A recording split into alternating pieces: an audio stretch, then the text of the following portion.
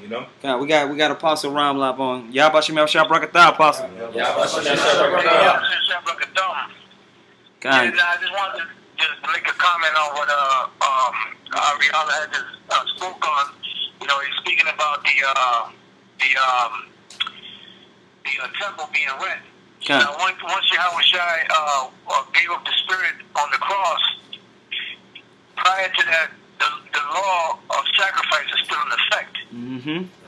And that law of sacrifice, every year the high priest had to go into the Holy of Holies, which you had the temple, you had the main temple, and then you had the second temple, which was without the veil.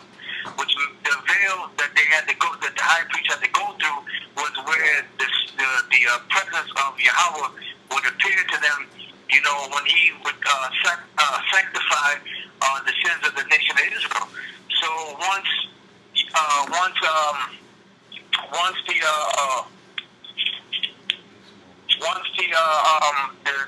Yahawashi died and the veil was rent, then the Holy of Holies was made known. Because you have to remember, what you saw back then that King David wanted to build, the temple that King David wanted to build, and the temple that King Solomon actually built, that was an actual vision that the Most High gave to Moses. And Moses saw the actual vision, because when he was in the mount for 40 days and 40 nights, outside of being given the 10 Commandments and all the different laws, statutes, and commandments, the Most High actually showed him how he wanted the temple set up on earth. And what he saw, and the details that he saw was exactly what was up in the heavens. So the Lord said, make sure that you make this temple according to what you've seen in that vision, pretty much, in so many words. Because what's up in the heavens was what was actually put upon the earth for a time being. That's why the Apostle Paul said to the Spirit that the things that you see, you know, dealing according to the law, the Sabbath, and everything you see according to the law, are a shadow of things to come. So when Yahawashi actually was crucified on the cross and he gave up the Spirit, once that earthquake happened, the veil was rent in half, because at that point Yahawashi was made the mediator, as it says in 1 Timothy 2:5, to make the better way into the temple, which is a direct path to the Most High through Yahawashi. Because prior to that, it had to be done through the priest, the high priest, and them back then to give us an atonement for our sins, so that the Most High would accept us. But what they didn't understand was that the Most High wasn't accepting none of those sacrifices. That's where Yahawashi had to come on the scene. And that's where the Most High created such a scandal, and he created such a controversy surrounding the birth of Yahawashi, so that Yahawashi and his parents would actually leave from the place that they were at, so that people wouldn't believe that he was the Messiah for the miracles that he did based off of where he lived. Because if he would have stayed in Bethlehem, they may have believed him. Because some of the people did believe because of the miracles that he did. But because the Spirit of the Lord is so deep and so heavy, he made them go into Egypt first, then come back after the death of Herod, but then shot up. The angel told him to shoot up to Galilee. You know, in that area. So when he went up to Galilee and lived in Nazareth, when it was time for him to do his ministry at the age of 30, people would say, well, look, man, the scriptures don't say nothing about the Messiah coming out of Galilee, coming out of Nazareth. It says coming out of Bethlehem. Now, it would have been easy for Yahawashi to tell him, look, I was born in Bethlehem. You know, my parents moved up there because of the persecution that was going on back during such and such a time under Herod's rule. So why didn't he say that? The reason why he didn't say that, because it's not meant for everybody to get this truth. And those men that were in great esteem, they were so much into looking good, you know, in the eyes of the people, that they missed the whole spiritual aspect of Yahawashi's birth. Hey. You know, that's why when Yahawashi died on the cross, the veil in the temple was rent in half, because the way into the Holy of Holies was made manifest. Because now we have the true and living way into the presence of Yahweh through Yahawashi's sacrifice. And that's what that whole situation lot of people don't understand that. That's why Paul explained it in detail to the Hebrews, because the Hebrews, they were still, when he wrote the book of Hebrews, to the Hebrews, they were still committing those sacrifices because they didn't know any better. So that's why Paul, being an expert in the law, he went and broke it down to them line by line, you know, and verse by verse, and sacrifice by sacrifice, to explain to them that, look, you no longer have to do that anymore. All you have to do is believe in Yahawashi, because he was the one that took on these sins of ours as the high priest has to do it every year. That's why he wanted the details to explain all the different things that were going on in the temple, you know? Gone. Absolutely. And this hey, brother, sorry, I mean, that was pretty much it. I just, you know, kind of wanted to mention that because I heard you going into that. Hey, brother, hey, like I said in a sit-down that I did, you know, the book of Hebrews, man, that was my favorite book when I first came in. It's still my favorite book now because it's so much greatness in that book. I mean, there's greatness in the whole Bible, but in that book, there's so much that explains, you know, the in-depth. It explains the in-depth workings of the sacrifice that Yahawashi made to let people know that the law of sacrifice was done away with, not the law in general. That's right, because it's going to be the access to doing righteousness is upgraded. You know. That's it.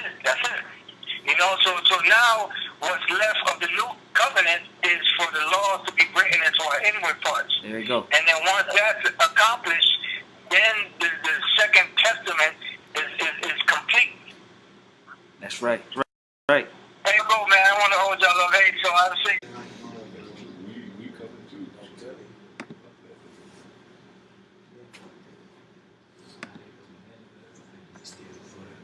Man, I'm the stranger. Oh, fuck you, Esau. Yeah.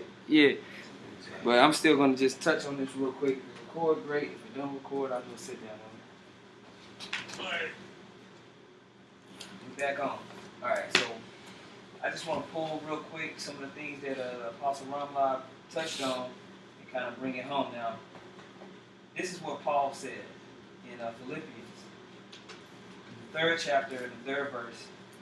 He said, "For we are the circumcision which worship the Most High in the Spirit and rejoice in Yahawashi Mashiach and have no confidence in the flesh. Though I might also have confidence in the flesh, if any other man thinketh that he had whereof he might trust in the flesh, I more." Meaning, if you think you're doing what you're supposed to be doing, look, man, I know I'm doing what I'm supposed to be doing. All right? Circumcised the 8th day of the stock of Israel, of the tribe of Benjamin, and Hebrew of Hebrews, as touching the law, Pharisee. Concerning zeal, persecuting the church, touching the righteousness which is in the law, blameless. Okay, but what things are gain to me, those I counted loss for Yahawashi. Okay, and I count all things but loss for the excellency of the knowledge of Hamashiach Yahawashi, my Lord, for whom I have suffered the loss of all things, and do count them but dung, that I may win Hamashiach. Now that touches basically your nation of Israel in Jerusalem at the time. He count all of that stuff dumb. He had Rome. He was doing his thing.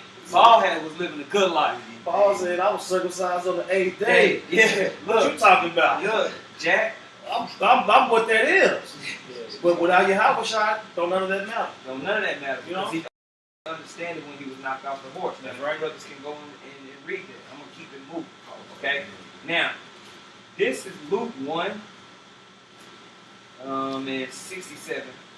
I want to bring this out because it kind of flows with what we've been talking about too. Now, I was watching a show with the brother Shamar up there in New York, you know, GMS Bread of Life.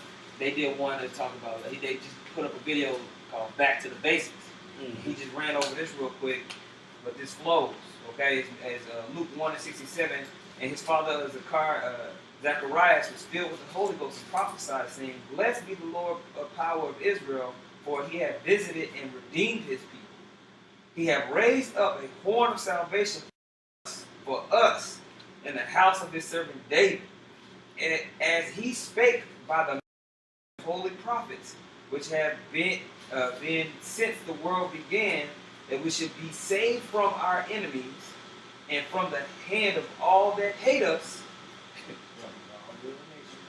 to perform the mercy promised to our fathers, and to remember his holy covenant, the oath which he sware to our father Abraham, that he would grant unto us that we, being delivered out of the hand of our God, serve him without fear, in holiness and in righteousness before him all the days of our life.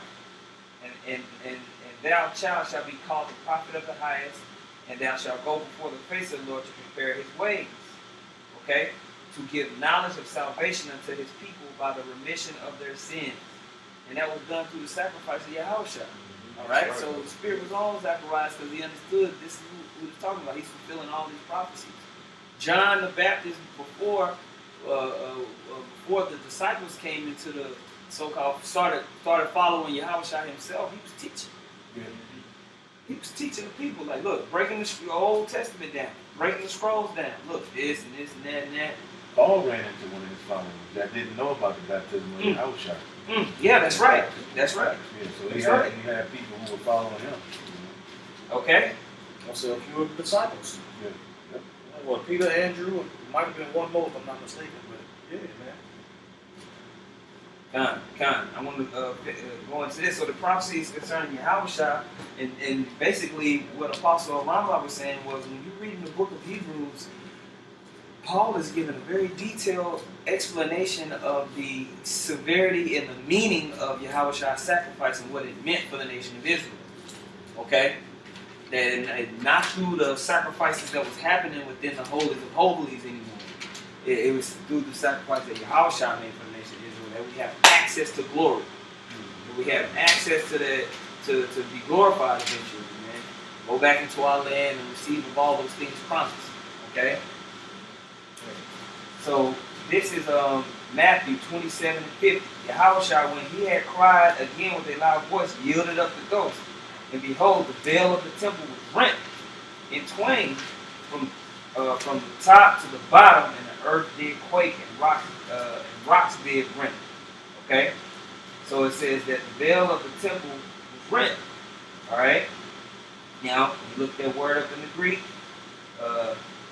Katapesma, that word for veil, it says a veil spread out, a curtain. The name given to the two curtains in the temple of Jerusalem. Now, you brothers that's on your laptops that are still listening, just type it into Google so you can kind of get a visual example. Okay? Because that's how Jake learned. Jake learned about visual. So type it in so you can kind of get a visual of what I'm reading as a definition. The name given to the two curtains in the temple of Jerusalem. One of them at the entrance to the temple separated the holy place from the outer court. The other veiled the holies of holies from the holy place. So only that when you read in the book of Matthew, it tells you that a high priest had to go in there and commit a sacrifice once a year for the nation of Israel's sins to be basically taken away. But that process was done away with because basically the nation of Israel was totally hulled, destroyed. There was no way any sacrifices could bring us back. You know, death was the only remedy for all the sins that we had committed. The only way that we had access back to that promise that was given was through this updated testament, a New Testament. Look up the word testament and what the word testament means, man. Alright? Goes back into that process of sacrifice. Alright? So now, the New Testament, the new way that this sacrifice is going to be, has been committed unto the nation of Israel, is through Yahawashi. Okay? Yep. So can we get 2 Corinthians 3? Yeah. Yes, you don't want to give him the glory. They don't want to give him the glory. But he deserves all the glory, all the praise. Okay? This is 2 Corinthians chapter 3, starting at verse 1. Do we begin again to commend ourselves? Or need we, as some others, epistles of condemnation to you? Or letters of condemnation from you? Commendation. Oh, so like it. Commendation from you? Verse 2. Ye are... are... because these guys are trying to say that it's according to what they're doing, that they on point. Huh? Alright? Wait. Verse 2. Ye are our epistle written in our hearts, known and read of all men. For as much as ye are manifestly declared to be the